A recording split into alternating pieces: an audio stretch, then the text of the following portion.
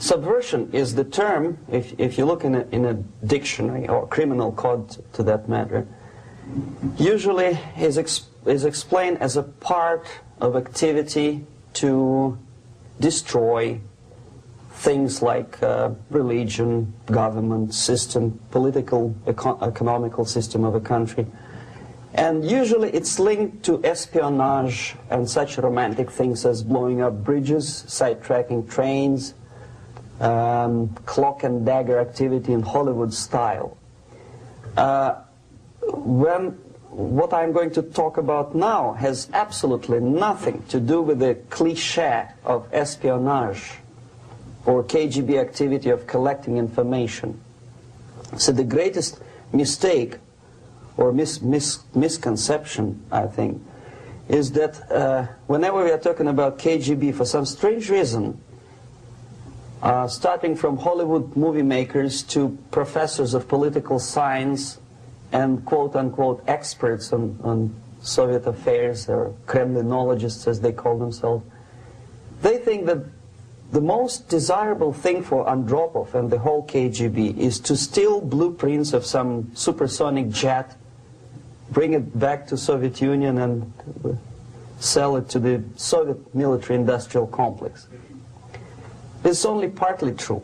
If we take the whole time, money, and manpower that the Soviet Union and KGB in particular spends outside of USSR border, we will discover, of course there are no official statistics unlike with CIA or FBI, that the espionage as such occupies only 10 to 15% of money, time, and manpower. 15% of the activity of KGB. The rest, 85%, is always subversion. And unlike a dictionary of English, Oxford Dictionary, subversion in Soviet terminology means always a destructive, aggressive activity aimed to destroy the country, nation, or geographical area of your enemy. So there's no romantics in there, absolutely. No blowing up bridges, no microfilms in Coca-Cola cans, nothing of that sort. No James Bond nonsense. It's most of this activity is overt, legitimate, and easily observable if you give yourself time and trouble to observe it. But according to the law and law enforcement systems of the Western civilization, it's not a crime. Exactly because of misconception, manipulation of terms. We think that subverter is a person who is going to blow up our beautiful bridges. No. Subverter is a student who comes for exchange, a diplomat, an actor, an artist, a journalist like myself was 10 years ago. Now, subversion is an activity which is a two-way traffic. You cannot subvert an enemy which doesn't want to be subverted. If you know history of Japan, for example, before 20th century, Japan was a closed society. The moment a foreign boat comes to the shores of Japan, the Imperial Japanese Army politely tells them to get lost. And if American salesman comes to the shore of Japan, let's say 60 or 70 years from now back, and says, oh, I have a very beautiful vacuum cleaner for you, with the good financing, he says, please leave us, we don't need your vacuum cleaner. If they don't leave, they shoot them to preserve their culture, ideology, traditions, values intact. You were not able to subvert Japan. You cannot subvert Soviet Union because the borders are closed. The media is censored by the government. The population is controlled by the KGB and internal police. With all the beautiful glossy pictures of Time magazine and Magazine America, which is published by the American embassy in Moscow, you cannot subvert Soviet citizens because the magazine never reaches Soviet citizens. It's collected from the newsstands and thrown to garbage can. Subversion can be only successful when the initiator, the actor, the agent of subversion has a responsive target. It's a two-way traffic. United States is a receptive target of subversion. There is no response similar to that one from United States to the Soviet Union. It stops halfway somewhere. It never reaches here. The theory of subversion goes all the way back 2,500 years ago. The first human being who formulated the tactics of subversion was a Chinese philosopher by the name of Sun Tzu.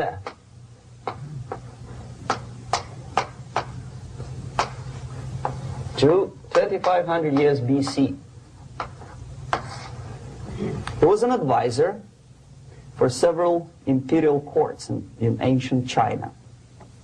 And he said, after long meditation, that to implement state policy in a warlike manner, it's the most counterproductive, barbaric, and inefficient to fight on a battlefield. You know that war is continuation of state policy, right? So if you want successfully to implement your state policy, and you start fighting, this is the most idiotic way to do it. The highest art of warfare is not to fight at all, but to subvert anything of value in the country of your enemy, until such time that the perception of reality of your enemy is screwed up to such an extent that he does not perceive you as an enemy, and that your system, your civilization, and your ambitions look to your enemy as an alternative, if not desirable, then at least feasible. Better red than dead. That's the ultimate purpose, the final stage of subversion, after which you can simply take your enemy without a single shot being fired, if the subversion is successful. This is basically what subversion is. As you see, not a single mentioning of blowing up bridges. Of course, Sun Tzu didn't know about blowing up bridges. Maybe there were not that many bridges at that time. But the basics of subversion is being taught to every student of KGB school in USSR and to officers of military academies. I'm not sure if the same author is included in the list of reading for American officers, to say nothing about ordinary students of political science. I had difficulty to find the translation of Sun Tzu in the library of a university in Toronto and later on here in Los Angeles. But it's a book which is not available. It is forced to every student in USSR. Every student who is taught to be dealing further in his future career with foreigners. What subversion is? Basically, it consists of 4 periods, time-wise. If we start from here and go this way, time, right? This is the beginning point. The first stage of subversion is the process which is called, basically, demoralization. It says for itself what it is.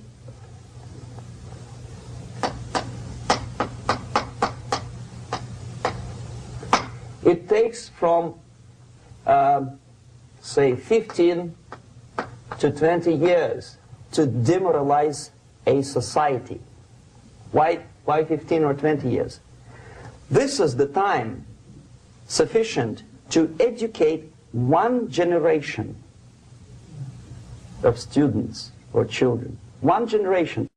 One lifetime span of a person, a human being, which is dedicated to study, to shaping up the outlook, ideology, personality. No more nor less. Usually it takes from 15 to 20 years.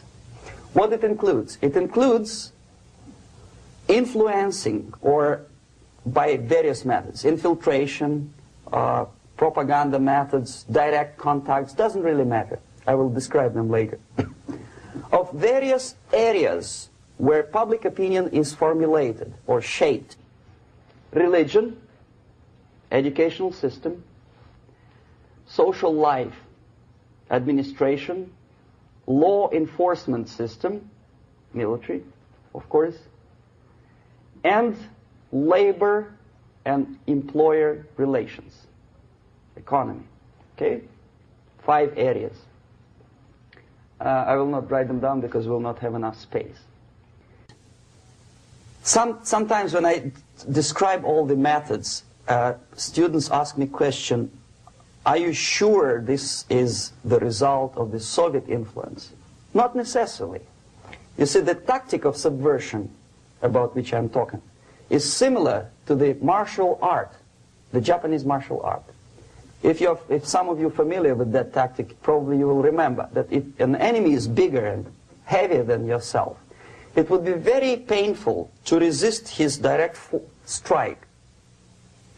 If a heavier person wants to strike me in the face, it would be very naive and counterproductive to stop his blow. The Chinese and Japanese judo art tells us what to do. First to avoid the strike, then to grab the fist and continue his movement in the direction where it was before, right? Until the enemy crashes in the wall. You see? So, what happens here? The target country obviously does something wrong. If it's a free democratic society, there are many different movements within the society. There are obviously, in every society, there are people who are against this society. They may be simple criminals, ideologically in disagreement with the state policy, conscientious enemies, simply psychotic personalities who are against anything, right? And finally, there are a small group of agents of a foreign nation, bought, subverted, recruited, right? The moment all these movements will be directed in one direction, right? This is the time to catch that movement and to continue it until the movement forces the whole society into collapse, into crisis, right? So that's exactly the martial art tactic. We don't stop an enemy. We let him go. We help him to go in the direction we want them to go. Okay? So, on the stage of demoralization, obviously there are tendencies in each society, in each country, which are going to opposite direction from the basic moral values and principles. To take advantage of these movements, to capitalize on them, is the main purpose of the originator of subversion. So we have religion, we have education, we have social life, we have power structure, we have labor relations, unions, and finally we have law and order. 1, 2, 3, 4, 5, 6. Okay? These are the areas of application of subversion. What it means exactly? In case of religion, destroy it, ridicule it, replace it with various sects, cults, which bring people's attention, faith, whether it is naive, primitive, doesn't really matter. As long as the basically accepted religious dogma is being slowly eroded and taken away from the supreme purpose of religion, to keep people in touch with the supreme being, that serves the purpose. Therefore, replace it, accepted, respected religious organizations with fake organizations. Distract people's attention from the real faith and attract them to various different faiths. Education. Distract them from learning something which is constructive, pragmatic, efficient. Instead of mathematics, physics, foreign languages, chemistry, teach them history of urban warfare, natural food, home economy, your sexuality, anything, as long as it takes you away, okay, Social life. Replace traditionally established institutions and organizations with fake organizations. Take away the initiative from people. Take away the responsibility from naturally established links between individuals, group of individuals, and society at large, and replace them with artificially, bureaucratically controlled bodies. Instead of social life and friendship between neighbors, establish social workers institutions. People who are on payroll of whom? Society? No. Bureaucracy. The main concern of social workers is not your family, not you, not social relations between groups of people. The main concern is to get the paycheck from the government. What will be the result of their social work doesn't really matter. They can develop all kind of concepts to show to the government and to the people that they're useful. Okay, away from the natural links, power structure. Okay, the natural bodies of administration, which are traditionally either elected by people at large or appointed by elected leaders of society, are being actively substituted by artificial bodies. The bodies of people, groups of people, whom nobody elected.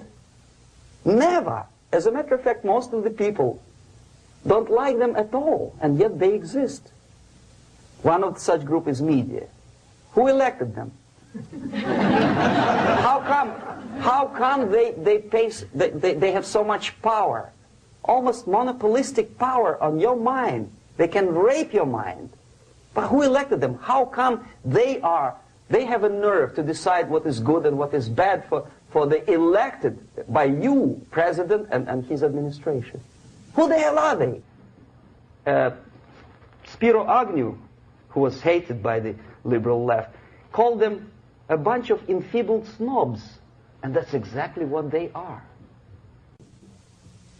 They think they know. They don't. The level of mediocrity. In a big establishment like New York Times, Los Angeles Times, major television network, you don't have to be excellent journalist. You have to be exactly a mediocre journalist. That's easier to survive. There's no competition anymore. You have your good, nice income, $100,000 a year. That's it. Whether you are better or worse doesn't really matter anymore. As soon as you're smiling to the camera and do your job. That's it. No more competition. Power structure slowly is eroded by the bodies and groups of people who do not have neither qualification nor the will of people to keep them in power, and yet they do have power. Okay. Together with that, there is another process. Law enforcement, law and order organization and structure is being eroded. For the last 20, 25 years, if you see old movies and new movies, you can see that in new movies, a policeman, an officer of the United States Army looks dumb, angry, psychotic, paranoid. A criminal looks nice, kind of, well, he smokes hash and shoots the whatever drug, but basically he's a nice human being. He's creative. And he's unproductive only because society oppresses him. Whereby a general of Pentagon is always, by definition, a dumb, a war maniac. A policeman is a pig, rude policeman. He abuses his power. You know? A generality, generalization like that. The hatred, the mistrust to the people who are supposed to protect you and enforce law and order. Moral relativity. The Angelo Buono process lasted 2 years in Los Angeles. And yet there are still some lawyers who say, look, he's a nice character, as a matter of fact. There was some witness who said, also a criminal, who said, well, he's a nice guy. I asked him one day to burn a house of my enemy, and he wouldn't do it. Nice fella. Erosion. A slow substitution of basic moral principles, whereby a criminal is not a criminal, actually. He's a defendant. Even if his guilt is proven, there is still a doubt. to kill or not to kill, to be or not to be. Thou shalt not kill, yes. But this line may not necessarily be applicable to a murderer. Thou shalt not murder. That should be the presumption, not that thou shalt not kill. Okay, labor relations. At this stage, within 15 to 20 years, we destroy the traditionally established links of bargaining between employer and employee. The classical Marxist-Leninist theory of natural exchange of goods. A person A has 5 sacks of grain and person B has 5 pairs of shoes. And the natural exchange without money is when they bargain between each other. And only with the introduction of the third force, C, an entirely third foreign stranger who says, no, don't give him 5 sacks of grain, give it to me. And you give me your 5 pairs of shoes and I will distribute it accordingly, so that the economy will go. This is the death of natural exchange, death of natural bargaining. Well, trade unions were established 100 years ago. The objective was to improve working conditions and to protect the rights of workers from those employers who were abusing their right because they had more money. Objectively, at that time, initially, the trade union movement did work. What we see now is that the bargaining process is no longer resulting in the compromise, which is leading objectively to betterment of working conditions and increase of salary. What we see is that after each prolonged strike, the workers lose. Even if they have 10% increase of their salaries, they cannot catch up due to inflation and due to missed time. More than that, millions of people suffer from that strike because economy now is interdependent. It's intertwined like one body. If previously steel workers, say 100 years ago, could strike and nobody would suffer, now it's impossible anymore. If a garbage collector strikes today, the rest of the multi-million city is stinking. I mean, there's no more service. In Quebec, for example, we had the electricians who were on strike in the middle of winter. You can freeze your bottom, and they still were on strike. Did they catch up with the salary? No, they lost. Who benefited? The leaders of trade unions. What is the motivation for strike? Improving of workers' condition? No, obviously it's not. Then what is it? Ideology. To prove to these capitalists. And the obedient horde of workers, like sheep, follow these people. And they cannot disobey. Why? Because if they do, you know what happens to them. Pickets, murders, shooting truck drivers by picketers. In Montreal, for example, I saw with my own eyes when I was correspondent of CBC International, Canadian Broadcasting Corporation, when the workers of aircraft factory destroyed computers and the equipment in the factory.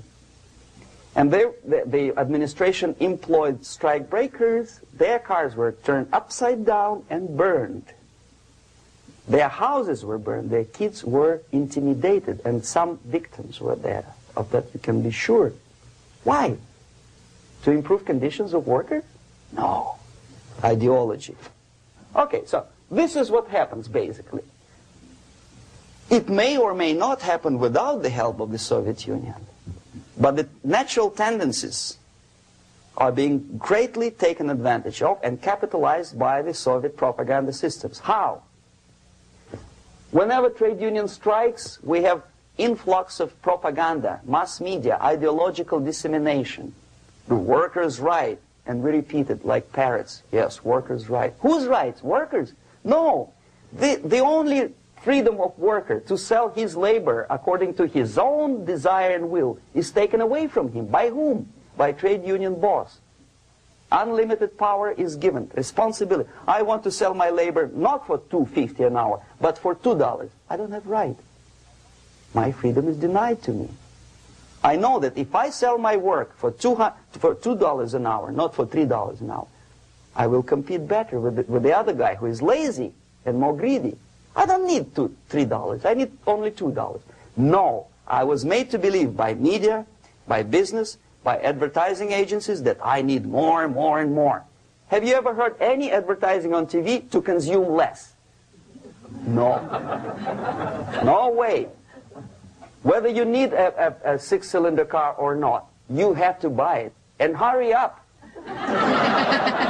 When I was driving here, on the local radio station, an excited announcer said, "You hurry up, rush and save, save, save. There is a pantyhose sale."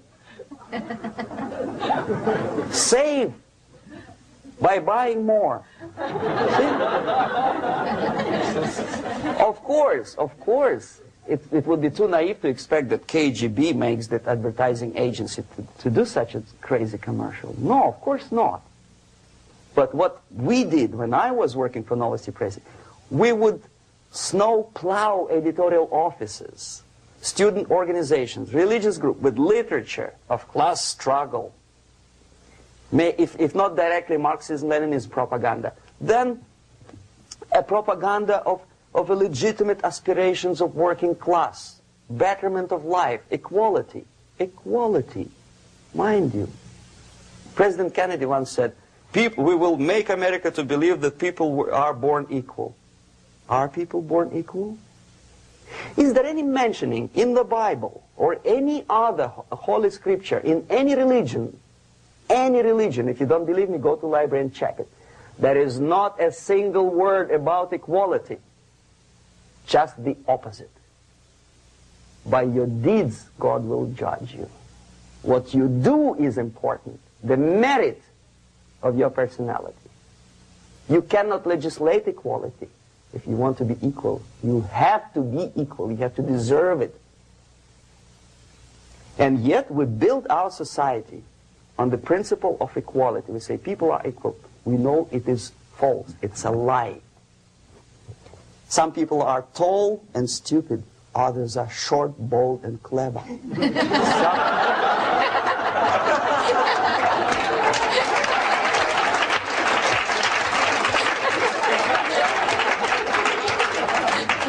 If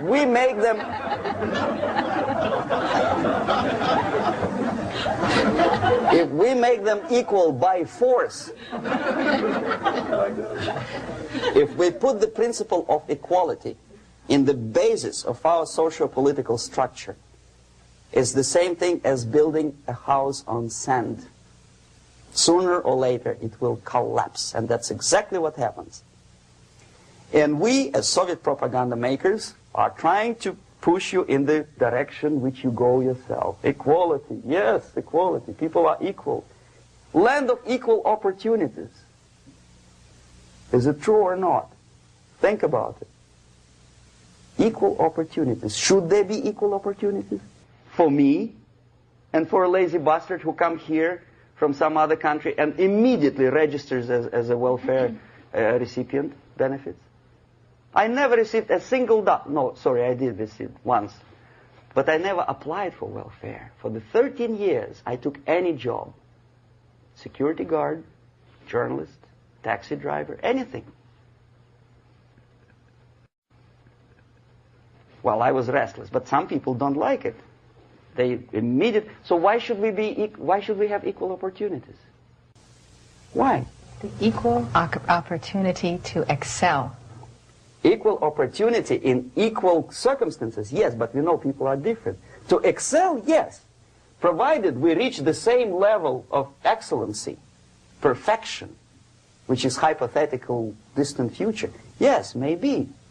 But we know perfectly well that even with the best intentions, people could not be equal. Why should we have equality in the, say, legal system?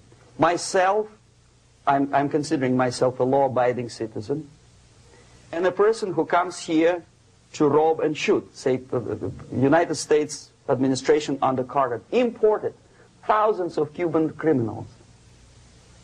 They were non-criminals, yet they were accepted. Do you think it's fair if myself and my wife from Philippines, who work like horse as a lab technician in a hospital should have the same rights as a criminal from Cuba? Why? And yet we repeat as parrots, equality, equality, equality. And the Soviet propaganda system helps us to believe that equality is something which is desirable. Democracy, as it was established by fathers of this country, of this system in the last century, is not equality. It's the system where different people, unequal people, have a chance to survive and help each other in constant competition, in constant perfection, not in equality, which is superimposed from a godfather or nice person in Washington, D.C. And the absolute equality exists in Soviet Union, quote-unquote equality. Everybody is equal in dirt, except some people are more equal than the others in Politburo. So, the moment you bring a country to the point of almost total demoralization, when nothing works anymore, when you are not sure whether it is right or wrong, good and bad, but there's no division between evil and good, when even the leaders of church sometimes say, well, violence for the sake of justice, especially social justice, is justified in the countries like Nicaragua, El Salvador, well, maybe Rhodesia, and we listen to them and say, yeah, probably it's true. Is it true? No, it is not true. Violence is not justified, especially for the sake of quote-unquote social justice introduced by Marxist-Leninists, that is my former colleagues from Novosti Press Agency. Okay, so we reached that point. The next step is destabilization.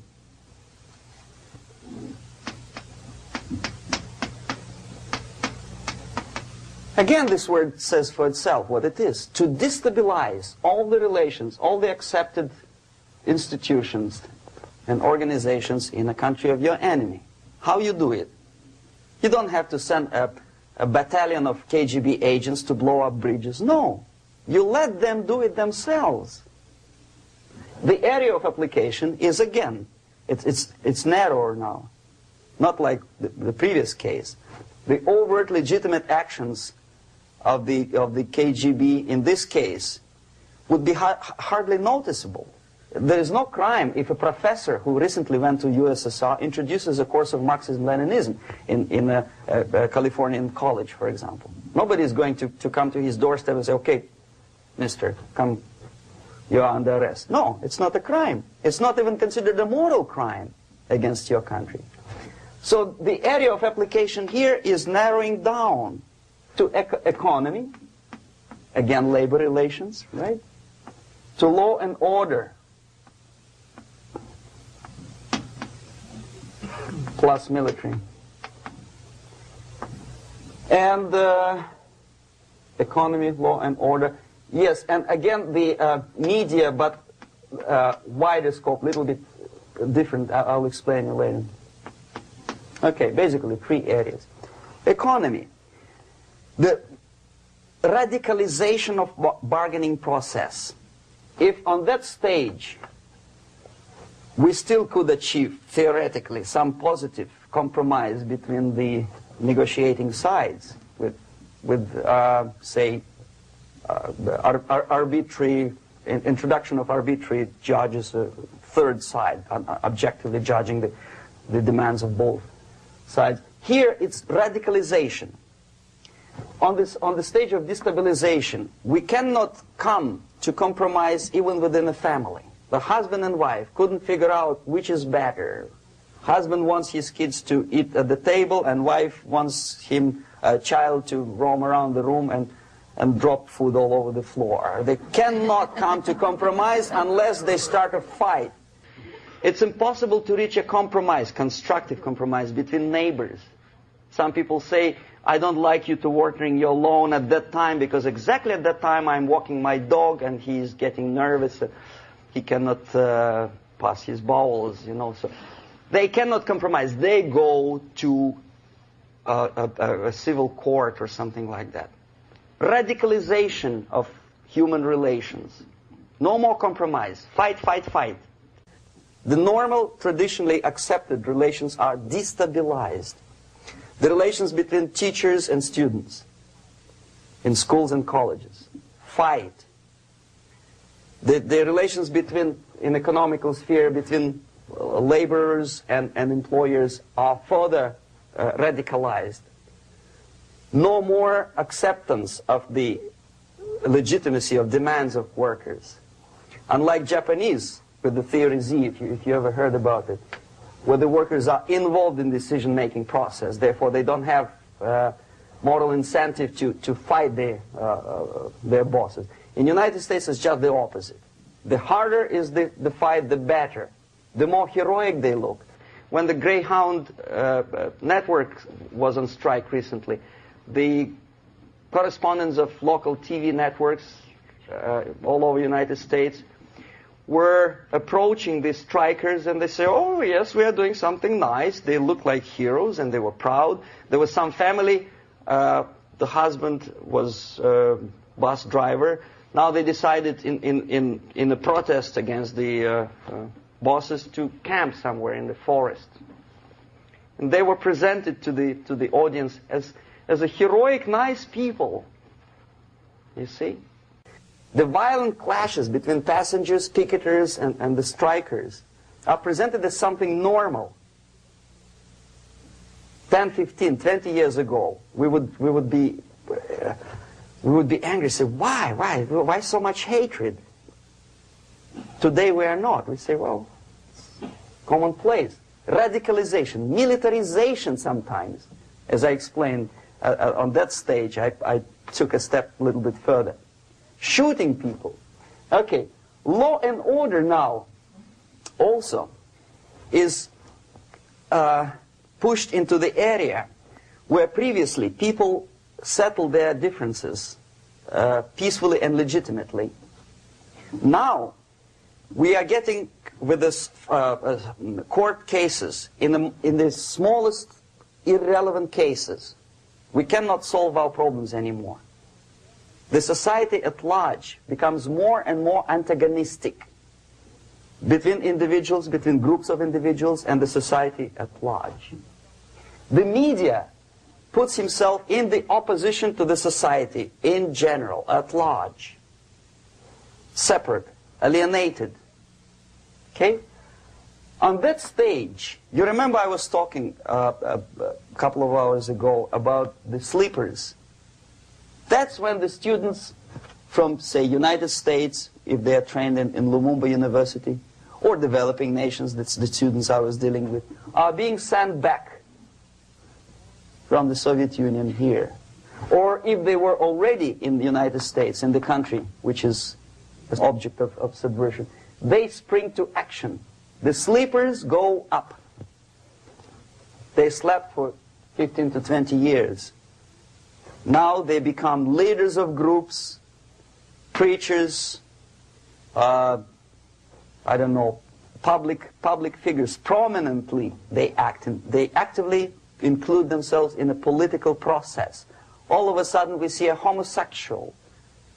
15 years ago he did his dirty job and nobody cared. Now he makes it a political issue.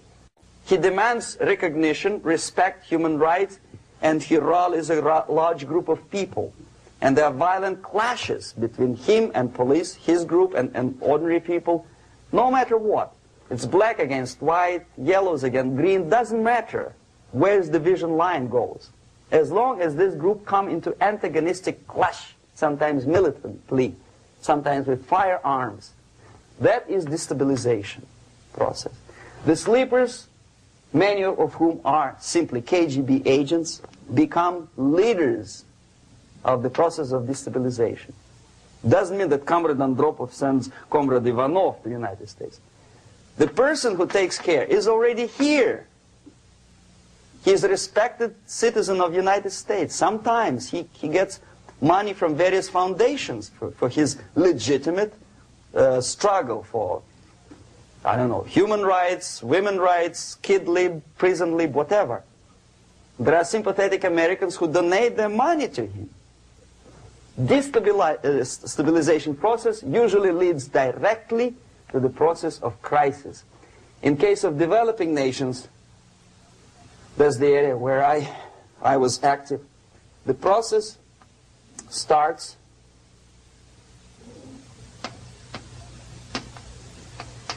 when the legitimate bodies of power, the social structure collapse. It cannot function anymore. So instead, we have artificial body injected into society, such as non-elected committees. You remember I was talking about them here. Social workers who are not elected by people, media who are self-appointed rulers of your opinion, some strange groups which claim that they know how to lead society forward. They don't usually. All they care is how to collect donations and sell their own concocted ideology, mixture of religion and ideology. Here, we have all this artificial body claiming power. If the power is denied to them, they take it by force. In case of Iran, for example, all of a sudden we have revolutionary committees. What kind of revolution? There was no revolution yet, and yet they had the committees. They were taking power of judgment. They had the power of execution, they had the power of legislation, and that they had the power of judicial. All of them combined in one person, who is half-baked intellectual, sometimes graduated from Harvard University or Berkeley. He comes back to his country and he thinks that he knows the answer to all the social, economical problems. Okay? Crisis is when society cannot function anymore productively. It collapses, obviously. That's the word for crisis. So therefore, the population at large is looking for a savior. The religious groups are expecting a messiah to come. The workers say, we have family to feed. Let's have a strong government, maybe socialist government, centralized. When somebody put the employers on their place and let us work. We are sick and tired of going to strike and missing overtime and all that stuff. We need some strong man, strong government, a leader, a savior is needed. Population is sick and tired already. And here we are. We have a savior. Either a foreign nation comes in, or the local group of leftists, Marxists, no matter what they call themselves, Sandinista, a reverend or some sort, Bishop Muzureva, like in Zimbabwe, doesn't matter. A savior comes and says, I will lead you. So we have two alternatives here. Civil war and invasion. Okay? See how it goes? Civil war, we know what it is. Lebanon is the best example. The civil war, which was artificially implanted in Lebanon by injection of force of PLO, Palestinian Liberation Organization. Invasion we had in many other countries like Afghanistan, name any East European country, it was invaded by the Soviet army. But the result is the same. The next stage is normalization. Normalization is a very ironic word, of course. It is borrowed from 1968 situation in Czechoslovakia, when the Soviet propaganda and after them New York Times declared the country is normalized. The tanks moved into Prague, so there is no more Prague Spring, there is no more violence. Normalization.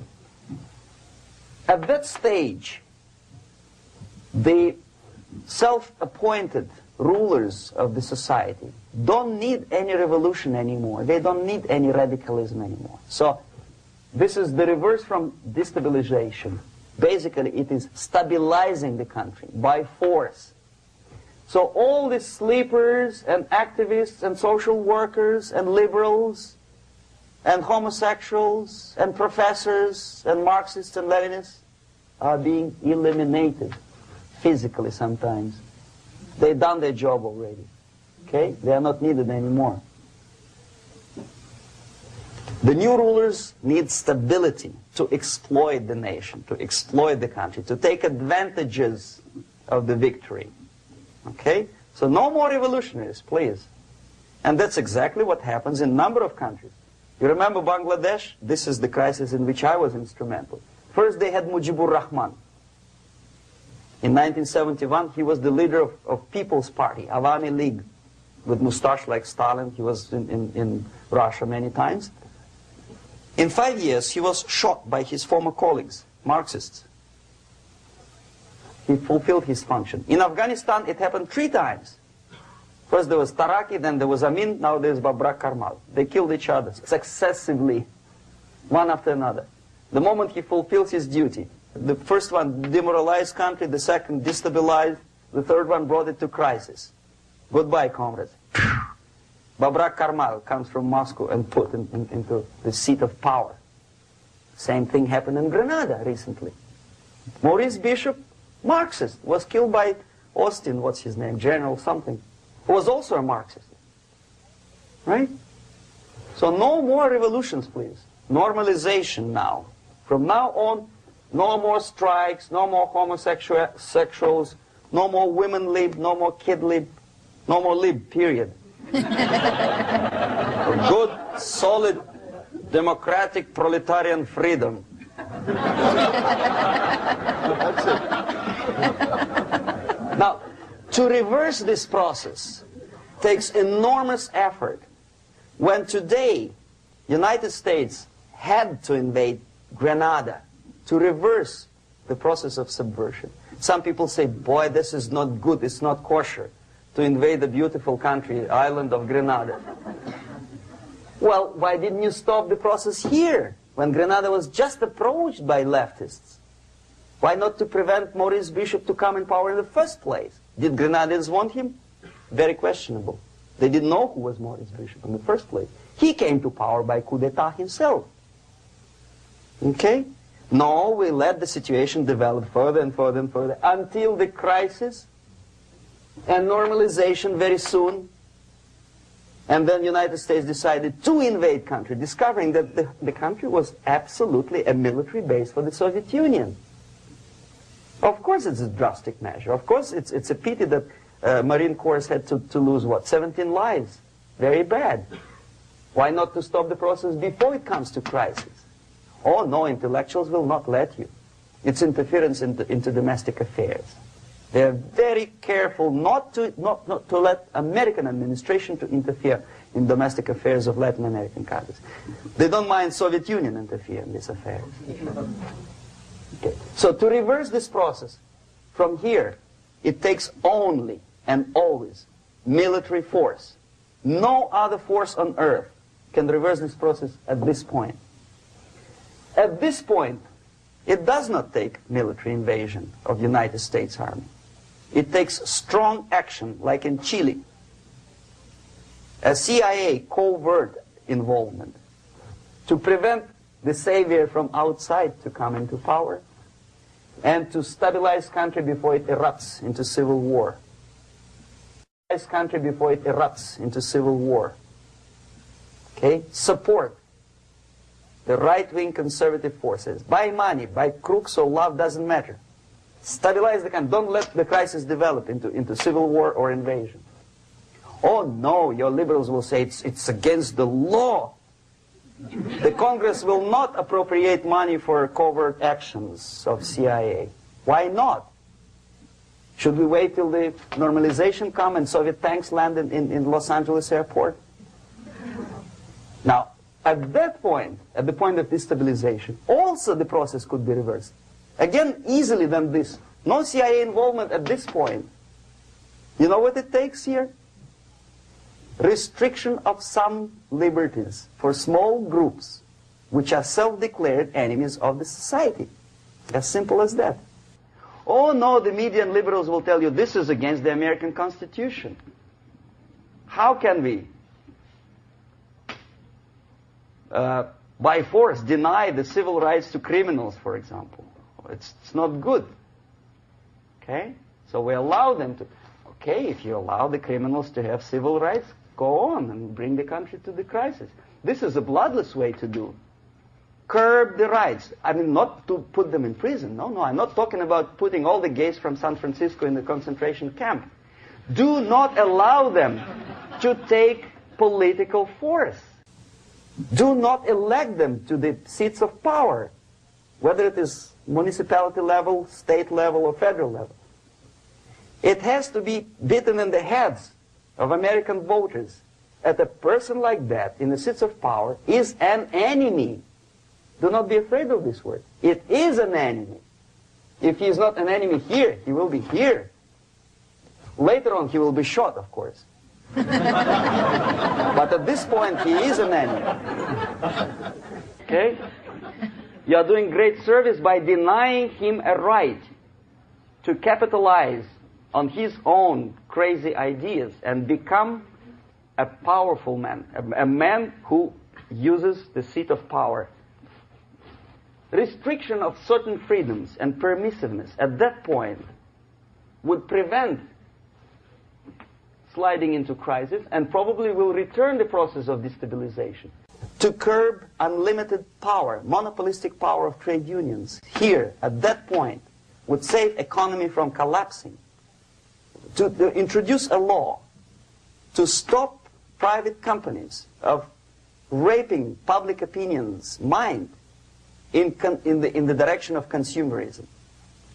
No company must have a right to force you into buying more unless you want it. There must be a law. You want to advertise your car? Okay. But not a single mentioning of buying it now and saving money. It must be against the law to force people to consume more. Self-restraint. Previously, before this process started, the self-restraint was a business of church, religion.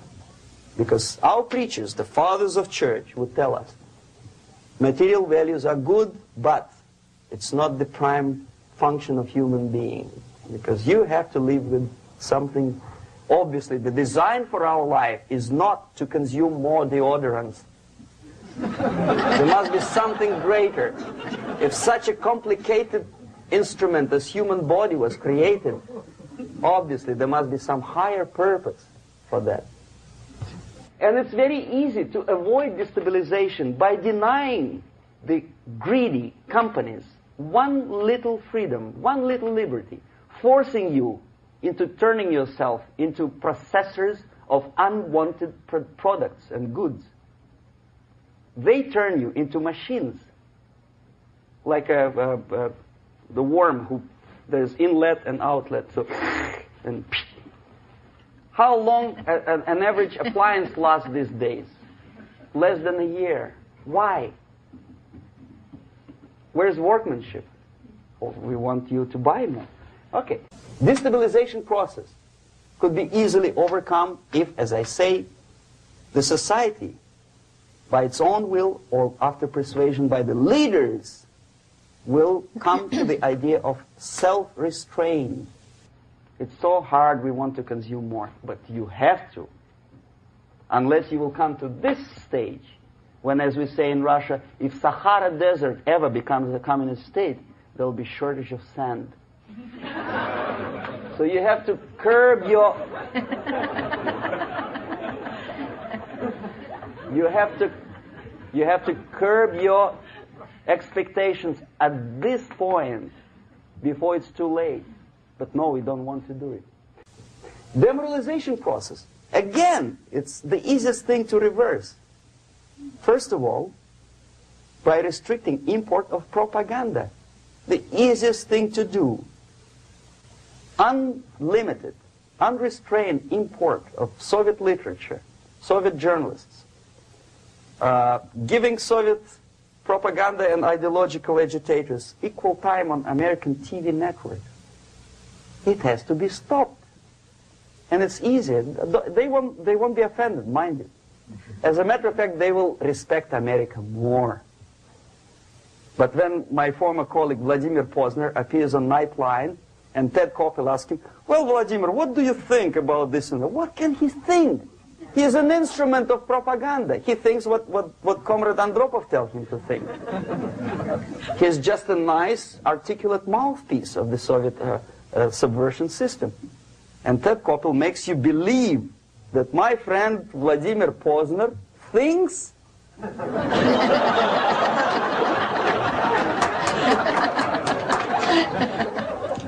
the process of demoralization may not have started at all if at that point the country, which is a recipient of subversion, actively, not violently, but actively, prevents importation of foreign ideology. I don't want America to follow the pattern of ancient Japan. You don't have to shoot every foreigner when it approaches the sacred borders of the United States. But when he offers you a junk in the disguise of very shiny something, you have to tell him, no, we have our own junk.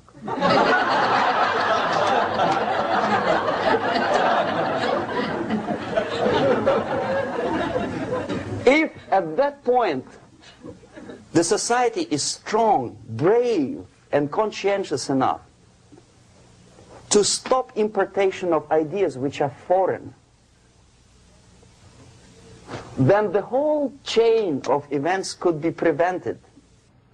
Recently I've been to Philippines, and I was shocked how in big cities like Manila, children listen to deafening music.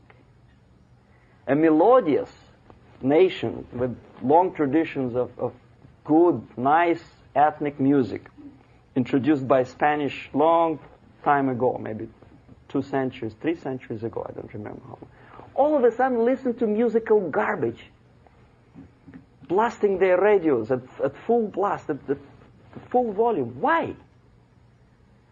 In India, I spent many years watching the reactions of Indians walking out of movie theaters after seeing Hollywood production.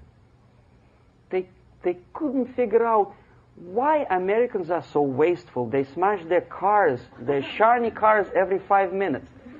How come they shoot each other for $500,000? Is it true that they're so obsessed with sex?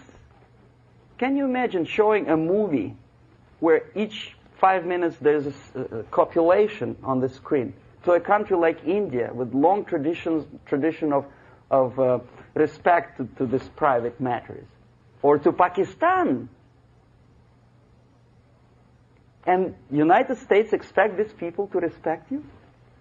No way. Oh yes, they will see the movie, they'll pay 5 rupees to see that garbage, but they walk out and will tell their kids, don't respect Americans, don't be like Americans. See?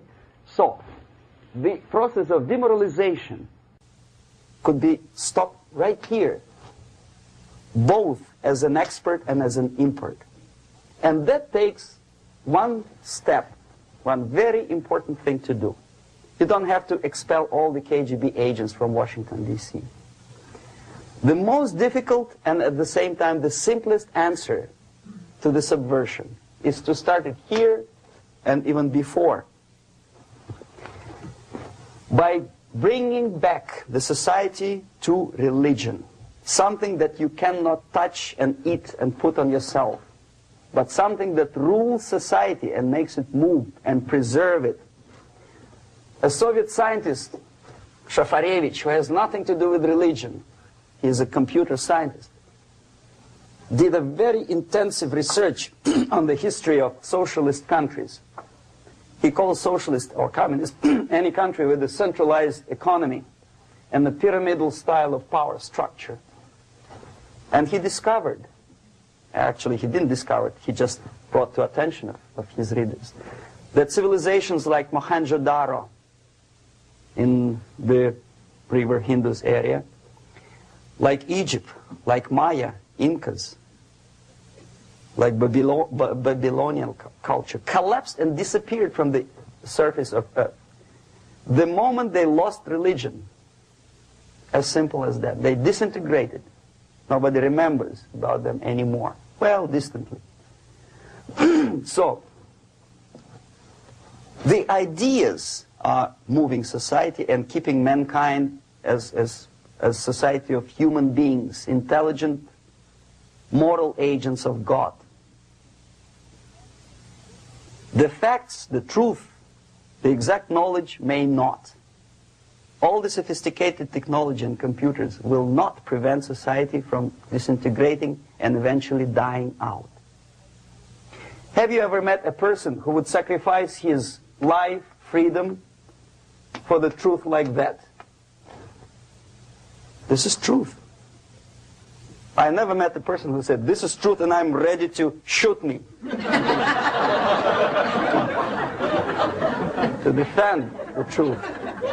Right? But millions sacrifice their life, freedom, comfort, everything for things like God, like Jesus Christ. It's an honor. Some martyrs in the Soviet concentration camp died. And they died in peace, unlike those who shouted, "Long live Stalin," knowing perfectly well that he may not live long. Something which is not material moves society and helps it to survive. And the other way around, the moment we turn into 2 by 2 is 4 and make it a guiding principle of our life, our existence, we die. Even though this is true, and this we cannot prove. We only can feel and have faith in it. So the answer to ideological subversion, strangely enough, is very simple. You don't have to shoot people, you don't have to aim missiles and Pershings and cruise missiles at Andropov's headquarters. You simply have to have faith and prevent subversion. In other words, not to be a victim of subversion. Don't try to be a person who in judo is trying to smash your enemy and being caught by your hand. Don't strike like that. Strike with the power of spirit and moral superiority. If you don't have that power, it's high time to develop it. And that's the only answer. That's it. Thank you.